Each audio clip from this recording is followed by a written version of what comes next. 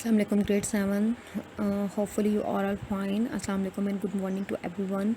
All of you student, open book page number 5. All of you know we have to discuss the chapter number 1, which is related to introduction to sets, and in this chapter we discuss the definition of sets, the types of sets, the notation which are used to describe the sets, the operations which are applied on sets, and we also cover the exercise 1a with respect in the context of example, and also solve whole exercise. And today we discuss the exercise 1b, and the exercise 1b is related to the description of sets. All of you know the sets are described in the 3 ways. The first way is descriptive notation, the second way is tabular notation, and the third way is set builder notation. So descriptive notation to describe sets in the words, tabular notation to describe set in the numericals quantity, and set builder notation to describe sets by using a rule or by using a mathematical notations. So the question number 1 is write the following sets in the tabular form. All of you see page number 5 exercise 1b. The question number 1 is write the following sets in the tabular form. क्या आप इन sets को tabular form में लिखें? आपके पास part 1 क्या है? आपके पास part 1 है m इज इक्वल टू, देखें आपके पास ये जो है सेट बिल्डर नोटेशन में सेट्स लिखे हुए हैं और आपने इन्हें टेबुलर फॉर्म में लिखना है, ठीक है। तो आप देखें आपके पास है, आप सेट बिल्डर नोटेशन को कैसे पढ़ेंगे? m is equal to x such that x is the name of president of Pakistan, ठीक है। आपके पास एक्स सच दैट एक ऐसा सेट है जिसमें पाकिस्तान के प्रेसिडेंट के नेम्स हैं, तो आप इन्हें टेबुलर फॉर्म में कैसे लिखेंगे? आप पाकिस्तान के प्रेसिडेंट्स के नेम को शो कर देंगे, ठीक है। इसी तरह अगर आप पार्ट 2 को देखें तो पार्ट 2 है आपके पास n is equal to x such that x is a counting number less than 6, ठीक है। कि आपके पास x एक ऐसा सेट है जिसमें काउंटिंग नंबर क्या है? लेस देन 6 है। तो काउंटिंग नंबर लेस देन 6 का मतलब है कि आपका ये सेट होगा 1 से लेके 5 तक, 1 2 3 4 5, ठीक है। नेचुरल नंबर का सेट होगा 1 2 3 4 5, जैसे कि मैंने लिखा हुआ है आगे। इसी तरह अगर आप इसके पार्ट 3 को देखें पार्ट 3 क्या आपके पास a is equal to y such that Y is the multiple of 3, ठीक है। तो इस सेट को अगर आप डिस्क्राइब करें तो ये सेट आपके पास क्या बनेगा? a इज़ इक्वल टू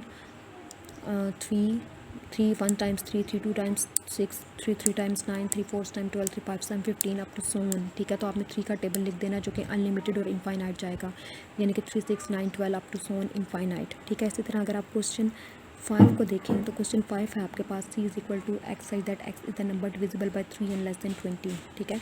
ये एक आपके पास c एक ऐसा सेट है जो कि 3 पे जो कि डिविजिबल बाय 3 है और लेस देन 20 है, यानी कि आपने 3 का टेबल लिखना है जो कि 20 से लेस आएगा। तो आपके पास क्या आ जाएगा? 3 6 9 12 15 एंड 18, ठीक है। इसी तरह अगर आप क्वेश्चन 6 को देखें तो क्वेश्चन 6 है आपके पास d is equal to x such that x is the planet in the solar system. तो सोलर सिस्टम में आने वाले सारे प्लैनेट्स का आप नाम लिखेंगे, जैसे Saturn, Mercury, all this planets are include in solar system, you write in this set.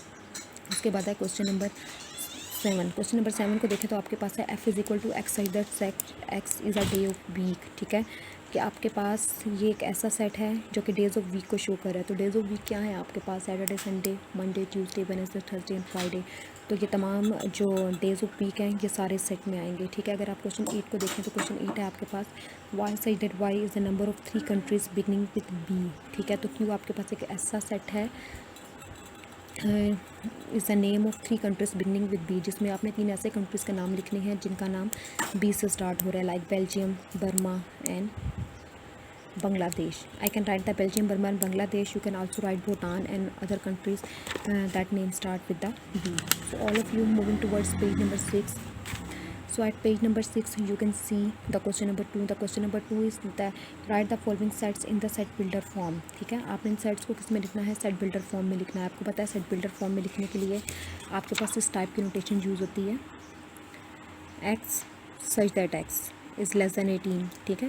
इस टाइप की नोटेशन आपके पास यूज़ होती है। तो आप सेट बिल्डर फॉर्म में इसको किस तरह से लिखेंगे? क्वेश्चन 1 है आपका p is equal to A B C to G. तो आप कैसे लिखेंगे? p is equal to x such that x is the set of English alphabet, ठीक है। ये आपके पास हो जाएगा। क्वेश्चन 2 को देखें तो आपके पास है q इज़ इक्वल टू 2 4 6। तो आप लिखेंगे S x such that x is the set of even numbers, ठीक है। क्वेश्चन नंबर 3 को देखें तो आपके पास लिखा हुआ है R is equal to 1 3 5 up to 9। So आप लिखेंगे x such that x is the set of odd number which are less than 10, ठीक है। इसी तरह से अगर आप देखें तो आपके पास S is equal to jasmine, carnation and sunflower, ठीक है। फ्लावर्स का जो है आपके पास सेट्स हैं, तो आप इसको किस तरह से डिफाइन करेंगे, आप लिखेंगे x size that x is the set of flower name, ठीक है, इस तरह से आप लिखेंगे।